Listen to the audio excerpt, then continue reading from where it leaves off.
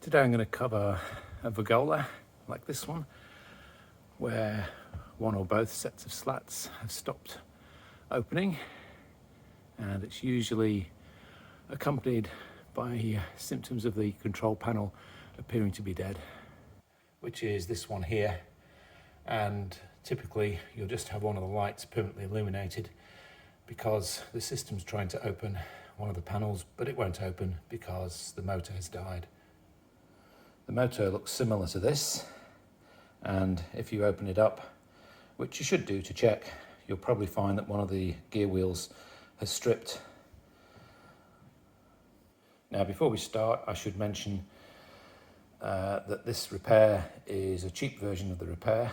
It doesn't end up being exactly as new, which I'll explain later. It also involves some handyman skills. So if you're not handy, this may not be for you because there aren't detailed step-by-step instructions. If you are handy, you probably don't need this video, but you might just be checking out to see if there's any gotchas or if it's even been done before, which you'd be glad to know it has. So inside this plastic case motor is just a simple DC motor and a couple of gear cogs. To buy a whole new motor costs several $100s, and I struggle to see any parts in there that would come remotely close to that cost. The good thing about this motor is it's got a very high rate at which the end here will travel in and out, which opens your vergola quite quickly. The downside of it is the force rating on it isn't that huge, which you can see down here, 300 newtons push-pull. This means that if your vergola gets a little bit old, I think the joints tend to get gummed up and probably wear out a bit, so it's more load for the motor, and this one isn't designed to cope with that. So check that that's your problem before you start by opening up the motor. You can obviously do a continuity test on the motor or connect it to a separate 12-volt DC source to just convince yourself that it really doesn't work and it's not a simple fault. You should do that because there are other things that could cause these symptoms, such as the controller box dying. Right, once you've done that, we're going to buy a replacement motor that's a different size and a different spec, one in a good way and one in a bad way. The good way is that the motor can handle a lot more load. The bad way is that it doesn't travel as fast. So let's have a look at what that means. Okay, so the motor now is operating, as you can hear, and if you've just been operating your own vergola with the original motors, you'll know it's quite a lot quicker than that, possibly not quite as noisy as well. However, this motor cost probably a sixth or an eighth of the cost of the original ones, and I needed two of them, so for me, I'm quite happy with that compromise. What we're going to do is use the original mounting points on the vergola to attach one end to the pin that goes through here, and likewise with the pin that goes through there. So I'll show you that now. Here is the finished product replacement motor, and you can see down here I have used the original pin, but I did have to drill this shaft out. When you drill it out, obviously don't drill it too large. Much better to drill it slightly smaller and then go to the next size drill up if needs be. But it's a standard size and fits that quite well. And the other end, I bolted it just straight to the side panel. You can see I had a couple of goes at getting the length correct, because adjusting the length is a toss-up between how far the motor extends and how high up it goes. So you'll see here that this is now probably about halfway out, and you just got to make sure that the bottom of the vergola slats just clears the motor.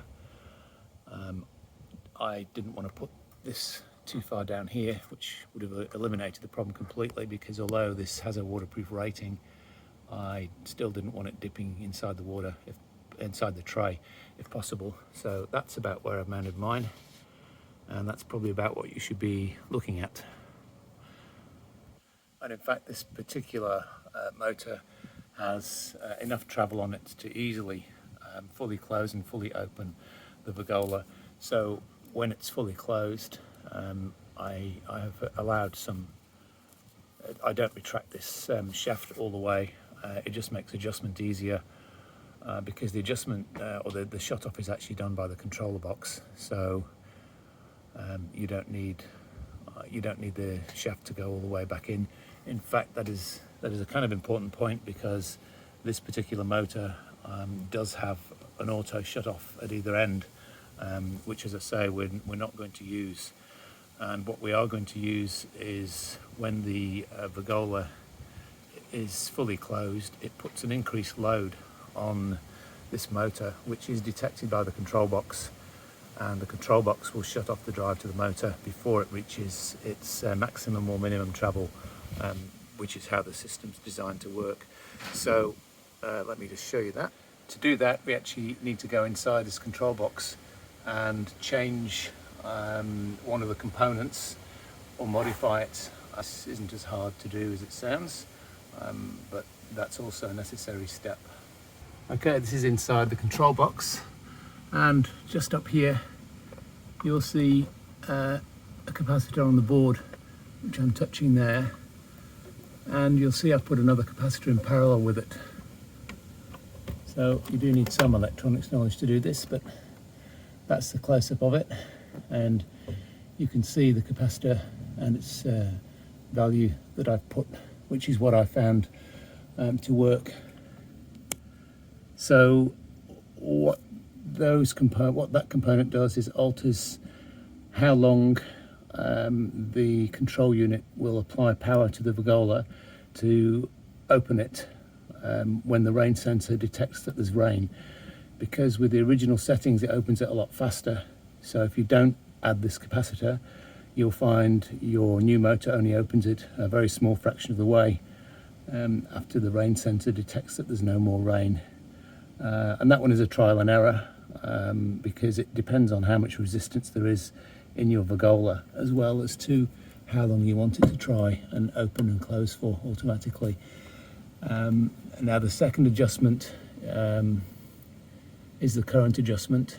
You'll see the potentiometer for adjusting the amount of load that the system will tolerate before it shuts off, which is what's used to close the vergola. So unsurprisingly, when it's in the closed position, the current that the motor draws is much higher than when it's just opening and closing, and changing the value of that little preset there determines how much current it will tolerate before it shuts off the power. So if I close that now, you'll hear the motor start to load up when it closes, and then you'll hear it shut off the power once that current goes over what the preset determines it should be.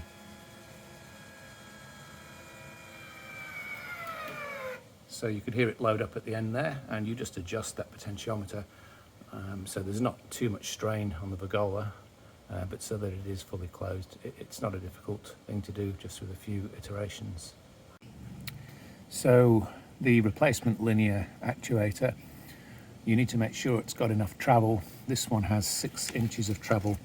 You also need to make sure it's got enough force to open the vergola, obviously at least as much as the original motor.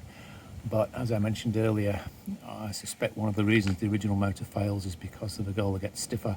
So I would go a higher rating. I went for 1500 newtons. You probably don't want to go too much higher because it's unnecessary, and it may make adjusting the shut-off current a little trickier, possibly, but maybe it wouldn't, I don't know. And this has also got 4 millimeters per second of travel, which is a lot lower than the original ones, but it also only cost $45 as opposed to 600 or 700 Australian dollars originally. You might be able to find one that does 10 for a bit more money. Obviously that's up to you, but make sure those 2 other things are in spec as well. And obviously you also need to make sure that the shaft is wide enough to take the hole that you've got to drill through it or enlarge through it, and also that it can attach to the bracket at the other end, like that. And that's about it.